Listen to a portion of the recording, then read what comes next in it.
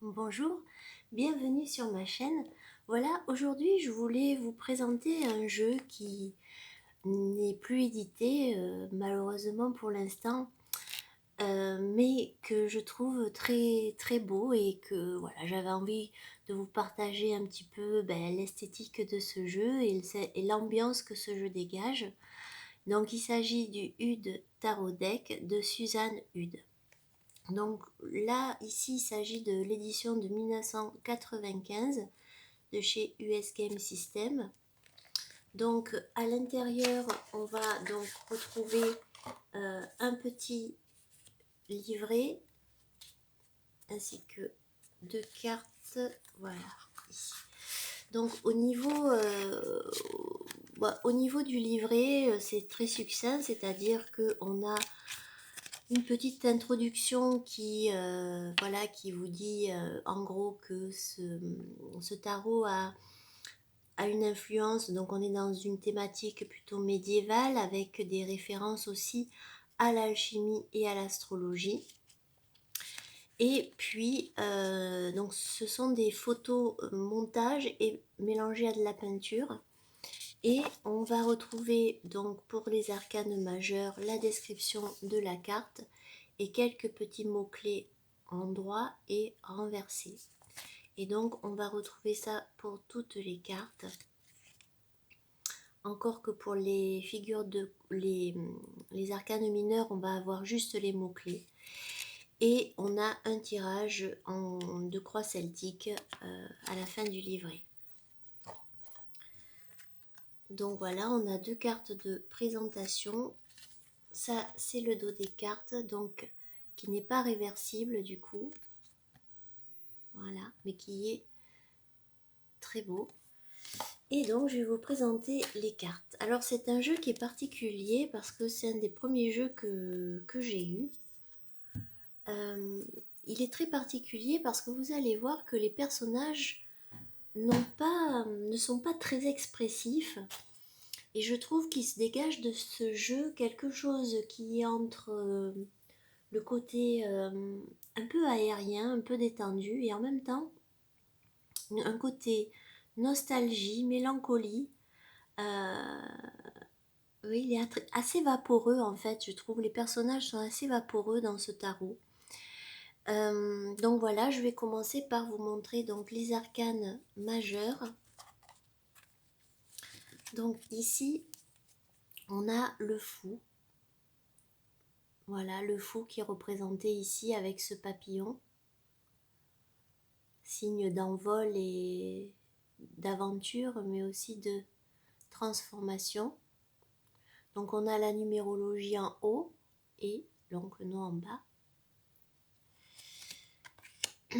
Le magicien.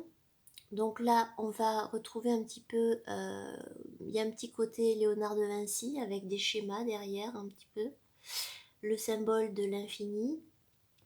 Voilà, les appareils, oui, le compas, etc. Donc on est face à un magicien, voilà, plutôt alchimique. La grande prêtresse.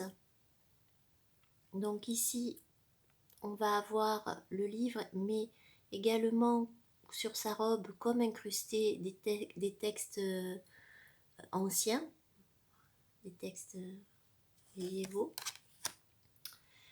L'impératrice ici en 3. Donc on a ces incrustations de feuilles qui font référence à la nature et la fertilité. On a la présence ici de la lune.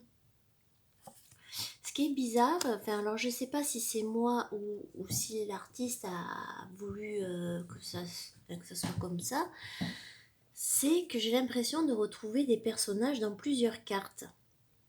Donc je vous montrerai des exemples. Je trouve qu'au niveau des visages, on n'a pas vraiment de traits différents.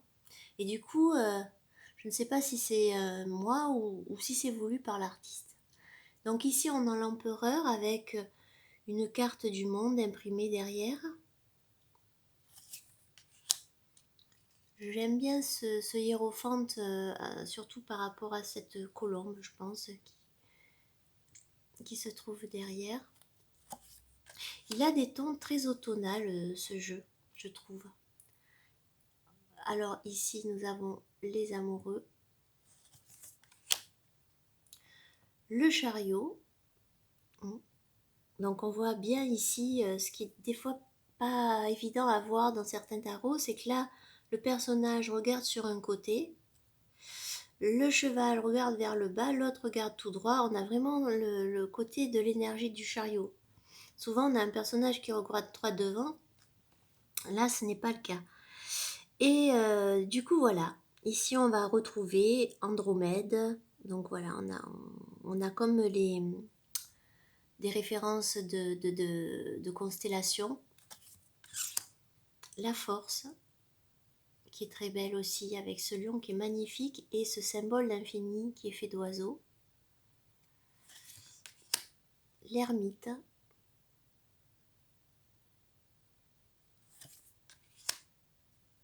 La roue de fortune. Alors voilà, toujours avec ces éléments astrologiques. Ici, la justice.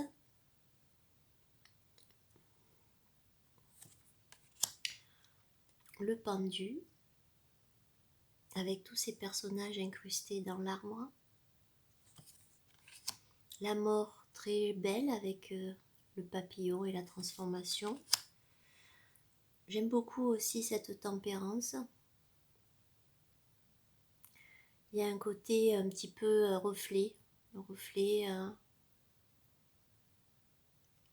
qui est très intéressant. Le diable, la tour, l'étoile avec les constellations derrière, la lune, qui est très jolie, le soleil, le jugement et le monde. Alors ces mains comme ça me fait penser à une œuvre d'art, mais je sais plus, je ne pourrais pas dire de qui il s'agit, mais c'est quelque chose que j'ai déjà vu. Voilà. Donc ça c'était pour les arcanes majeurs. Alors pour les arcanes mineurs, hop, on va commencer par les coupes. Alors au niveau des coupes, voilà, l'as de coupe, le 2,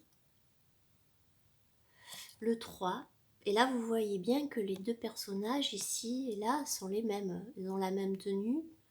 Moi j'ai l'impression de voir presque les mêmes personnages.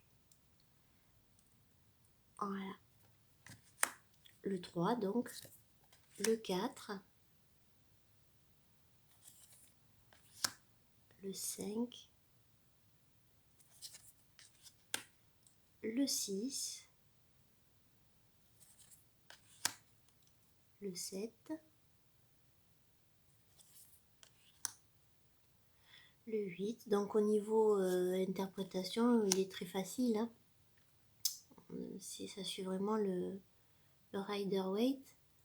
Le 9, et j'aime beaucoup le 10 de coupe, qui est un 10 de coupe spirituel, plus spirituel quelque part. Le page, ici, le cavalier, la reine et le roi.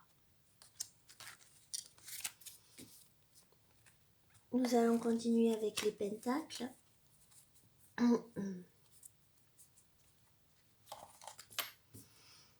Alors ici, l'as de pentacle. Je ne sais pas si ça se voit à la caméra, mais il est très...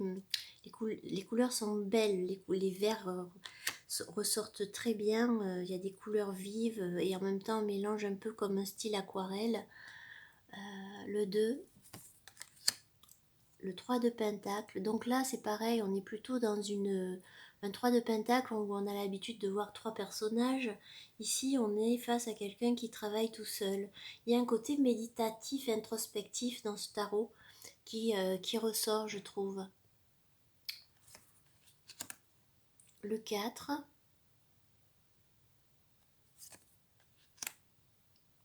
Le 5. Le 6. Vous voyez, le personnage il n'est pas vraiment expressif. Le 7.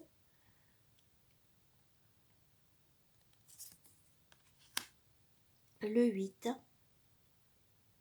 Donc là, hein, on est dans le même représentation que dans le 3, hein, avec ce tissu, ce marteau. On a presque l'impression de voir le mari et la femme, hein, ici.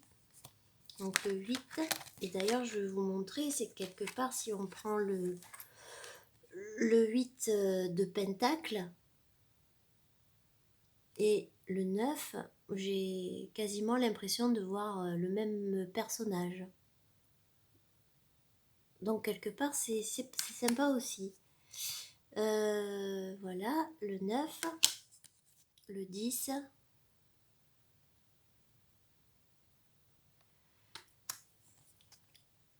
le valet, le cavalier, la reine et le roi. Avec toujours derrière, comme ces cartes du monde, voilà, écrit en romain ou en anglais, parfois.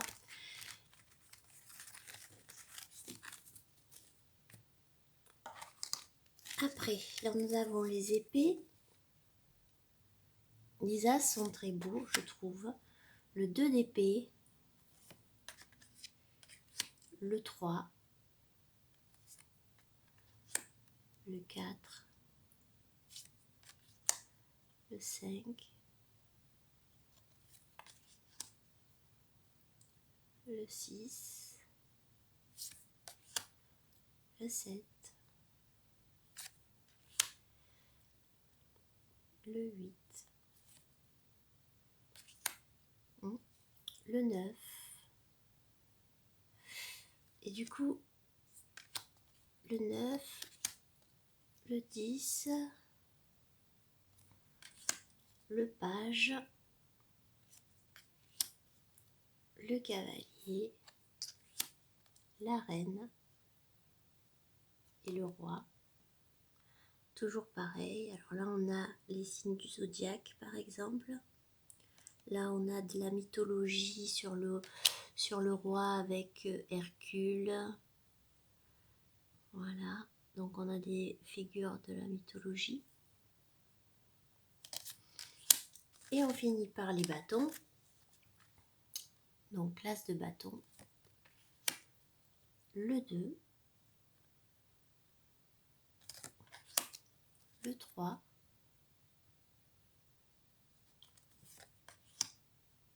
Le 4 de bâton. Vous voyez, c'est très sobre. En fait, c'est un tarot sobre. Il n'y a pas d'effusion. Que ça soit en positif ou en négatif, il n'y a pas d'effusion chez les personnages. Vous voyez, là, le 5 de bâton, on n'a pas des gens qui font la grimace en essayant de se combattre, hein, de se fighter un peu. Non, là, c'est très posé. C'est pour ça que je pense pour la méditation, etc., il est bien ce tarot.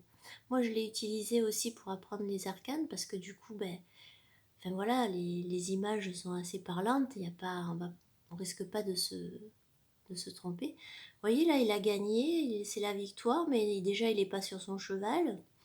Mais bon, en plus, il n'a pas l'air super excité d'avoir gagné.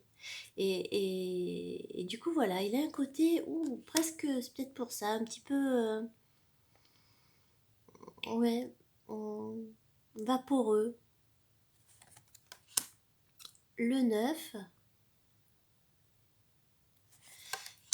Ah, oui, c'est ça. Le 10. Le page. là, moi, j'ai presque l'impression de voir le même visage, quoi. Un peu plus vieux, sans cheveux, avec un casque. Donc, je sais pas. Je me pose la question. La reine, toujours pareil, avec des jolies cartes d'herbière, et le roi. Voilà, donc je voulais vous le présenter, ben voilà, pour que vous appréciez voilà, les illustrations.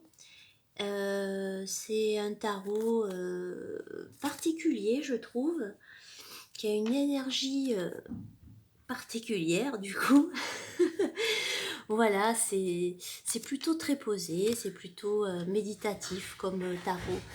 Eh bien, j'espère que cette petite vidéo vous a plu et je vous dis à bientôt. Au revoir.